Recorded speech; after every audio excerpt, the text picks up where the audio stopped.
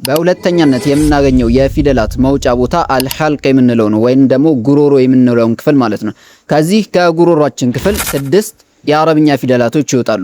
እነዚህ 6 ፊደላቶች ከ3 የጉሮሯችን ክፍል ይወጣሉ ማለት ነው። የጉሮሯችንን ክፍል 3 ቦታ እንከፍለዋለን።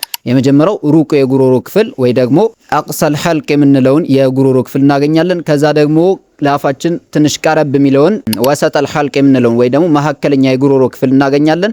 ከዛ ደግሞ ለአፋችን ይበልጥ ቀረብ የሚለውን የጉሮሮ ክፍል አድነል ሐልቅ የምንለውን የጉሮሮ ክፍል እናገኛለን ማለት ነው። ስለዚህ ጉሮሯችንን 3 ቦታ ከከፈልነው በኋላ የመጨረሻው የጉሮሮ ክፍል ላይ 2 ፊደላቶችን እናገኛለን። እነሱም ሐምዛንና ሀ ፊደልም ማለት ነው። እነዚህ 2 ፊደላቶች ከመጨረሻው ከታችኛው የጉሮሮ ክፍል የሚወጡ ፊደላቶች ናቸው። ለምሳሌ አህዋአሁም ስንል እቺ ሀ ፊደል የወጣችው ከመጨረሻው የጉሮሮ ክፍል ነው። እንደዚሁም ደግሞ ጂናኩም በምንል ጊዜ እቺኛው ሐምዝ ፊደል የወጣችው ከታችኛው ከመጨረሻው የጉሮሮ ክፍል ነው ማለት ነው። ከመካከለኛው የጉሮሮ ክፍል ላይ ደግሞ 2 ፊደላቶች ይወጣሉ። እነሱም ሐና አይንን ፊደል እናገኛለን ማለት ነው። ሐንና አይንን ፊደል እናገኛለን። ለምሳሌ አዕቡዱ በምንል ጊዜ እቺኛው አይን ፊደል የምትወጣው ከመካከለኛው የጉሮሯችን ክፍል ነው። እንደዚሁም ደግሞ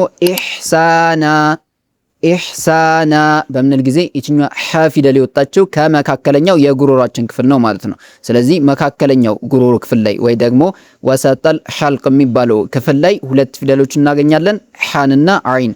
የመጨረሻው ደግሞ ለአፋችን ቅርብ የሆነውን አድነል ሐልቅ የምንለው ክፍል ላይ ደግሞ 2 ፊደሎችን እናገኛለን። እነሱም ኻንና ገይን ፊደል ማለት ነው። ኻንና ገይን ፊደልን እናገኛቸዋለን። አኽባራሃ በምንል ጊዜ ይሄኛው ኻ ፊደል የወጣው ከመጨረሻው ወይ ደግሞ ቅርብ ከሆነው የጉሮሯችን ክፍል ነው ማለት ነው። እንደዚሁም ደግሞ አግኒያ በምንል ጊዜ ይህ ገይን ፊደል የምናወጣው አድነል ሐልቅ የምንለው ወይ ደግሞ ቅርቡ የጉሮሮ ክፍል ላይ ነው ማለት ነው። ለአፋችን ቅርብ ከሆነው የጉሮሮ ክፍል ላይ። ስለዚህ የጉሮሮ ክፍል ላይ 3 የመውጫ ቦታዎችን አገኘን።